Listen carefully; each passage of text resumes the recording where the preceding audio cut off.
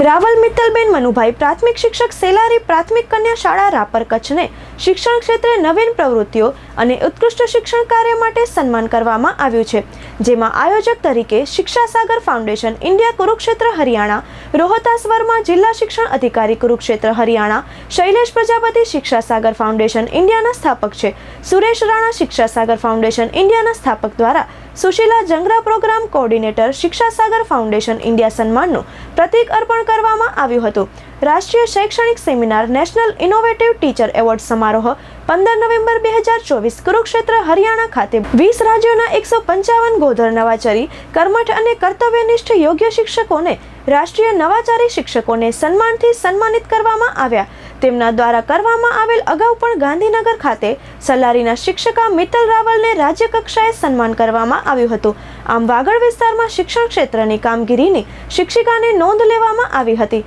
અને રાષ્ટ્રીય સન્માનપત્ર દ્વારા સન્માનિત કરવામાં આવ્યા હતા.